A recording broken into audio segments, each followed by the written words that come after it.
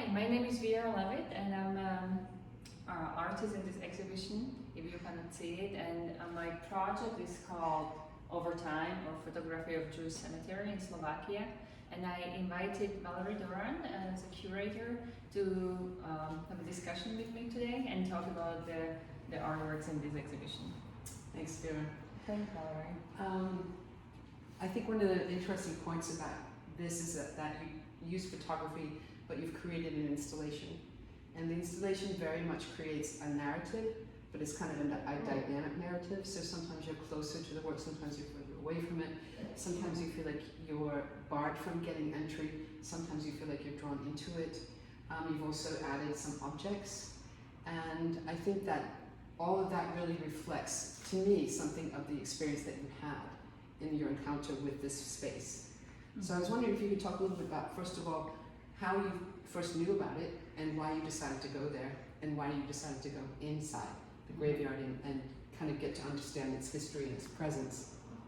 Yeah, I am from the town that I portrayed here through the photography. So I knew about the cemetery, but it's kind of hidden. I was a guide, tour guide in the town, so I knew more. I was curious about the history of the population, of Jewish population. That used to be like 3,000 people before the Second World War, and now it's like 5 families. And we used to kind of say they left because there was this, history that wasn't completely kind of processed by us. Hopefully it's changed now, but I was curious. I wanted to learn more, and there's the community that is gone, and it's present through the language, through the food, through memory. But it's not. The cemetery is partly abandoned, and there's a caretaker who is not Jewish, and she tries to take care of it as well as she can. But there's this forlorn, strange, sad, unfinished feeling about this place. So I would come every few years when I was there and try to uncover it and see what's there. One thing I wanted you to talk about before we start panning along to see the installation narrative is this idea of growth that we see throughout the images. So here we have a fence, that could be rather frightening, but it's overgrown with these flowers. And then if we move to these pictures here, we see another kind of growth, which is kind of lichen or moss over the gravestones, passages of time. And as we move closer into the middle of the narrative, we begin to see, the grass, we begin to see the human presence of the caretaker. We begin to see the way her presence is kind of growing into the space as well. Can you talk a little bit about that? Yeah, it seems to be evolving, and also my perception of time, because I don't go home so often, so I'm there every couple of years, and I ring the doorbell, and there's this time stopped, but kind of, it looks like kind of some kind of strange, surrealist fairy tale that you enter, and there's things happening that you are not fully aware of. And I try to focus on the details, on this very slow, hence Over Time title, like this passage of time and memory, and what stays, what's gone, and how what's our responsibility, or what's my responsibility as an artist or photographer to capture that, and how can I translate it to you, and and be respectful and not be kind of doing these tourist photos of Jewish cemetery that many of us saw after visiting Prague. So what do I do to make it more human? And that's what I like to do with my photography, like whether it's architecture, whether it's a story like this one, like what's the human, what's the tender, what's the kind of this spot that you didn't notice before, and how do I bring it forward? And how do I show you, like, look, did you notice this? And how does it make you feel? Yeah, and I think that you've added some installation elements, mixed media, you could say. So for example, the blue thread or string, is this kind of very prominent. Can you talk a little bit about that? Why? Yeah, that was kind of interesting for me. Like there's this grave sandstone that the caretaker used to tie her dog for, like so. So there's this kind of brutal gesture of her doing it, and then over time the rope or thread, twine. The dog is pulling it, right? Dog is pulling it, and it cuts through the stone over time. And my feeling of this space is like over time things happen. At the end they're kind of quick, but you don't see that. Or there's like mark that we all do or the dog does, which didn't mean any disrespect, but at the same time there's this like kind of vulgar gesture that we can interpret as what we do with the memory of the people that are gone. And so I was playing with that idea, and I posted on Facebook that I'm looking for this particular twine, and there was a local woman that was very excited to contribute to this project and gave me the same material that actually was used for straw. For baling hay, right? For baling hay. Yeah, which is also interesting, kind of bring a link into the local community. And so it ties it literally. Ties it in. And I have it running here. So I feel like, like for me, like the blue thread going through the memory might be something that hopefully I was able to give pass forward to the visitors of this exhibition. Yes, it's so interesting, how you've got this, these monumental objects, so they're monuments, the beauty of, or the reverence, towards death, towards our ancestors or their ancestors.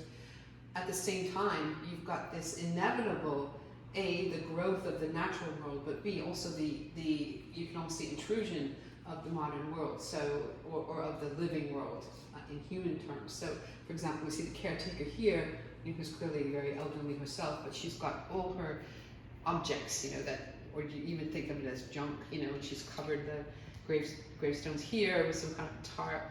And then in this beautiful image here, we have the tangle of trees, but also wires and some sort of almost, I don't know what that is, it's electric light or whatever. And, it's like this eye, this presence of the modern civilization right there. And also the fact that you've chosen to take some images away from the wall and suspend them. What kind of dynamic you created doing that?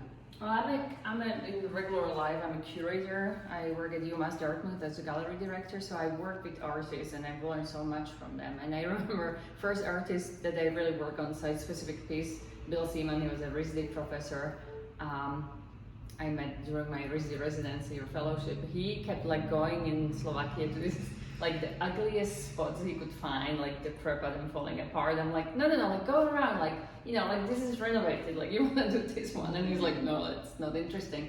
So for me, like the learning experience from artists is so exciting. Like what do they see, and how do I, I felt like, I was able to like learn so much from these creative people, and passing it further is like so much fun to really be able to translate it and include it into the work that I'm doing. And also inviting you was one part of this puzzle, like having this kind of a installation that is not linear, and having curator that I consider to have quite a luxury of having somebody to work with and to talk about and to bounce the ideas, to get feedback and work on the installation. So thank you so much for doing that. Oh, it's such a pleasure. I think, the opportunity to have a conversation, and I think especially since you're an artist, you're also a curator, so that for us, I mean, you don't worry about it being in the position on you, but rather, just like another point of view. And I also think that, by popping these things away from the wall and suspending them, you've kind of created a sense of rupture or disruption that is echoing the kind of disruption that you see in the graveyard itself, for the viewer. So I think that's actually really effective, the way you did it, and also just suspending them with this fish wire, which is invisible. They're almost like phantoms. And I also think it's so interesting how you repeat some of the same elements, but in different scale, or in slightly different context.